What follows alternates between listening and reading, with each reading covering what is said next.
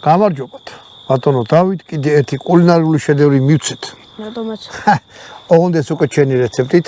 აი ესეთი მაგარი ქათამი გვაქვს. ბევრია რომ ქათამი არ უყვარს, ბევრია რომ უყვარს. ქათამი გემრიელია. ჰა? ქათამი არის გემრიელი. ქათამი გემრიელია. ოღონდ უყურე ბატონო დავით.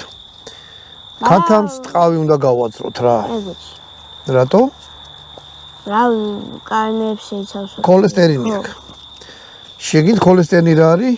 ჩემასახში ინფარქტი. იმების გაბიდნა იცის ხოლმე რა. შაურმას რო შეჭამ იგივეა რა. ბიჭო ნახე კურდღელივით რამხელა ის არის ქათამი. კი, ქათამი. მოგეთყავს გავაცრე მეგობრებო. დიდია.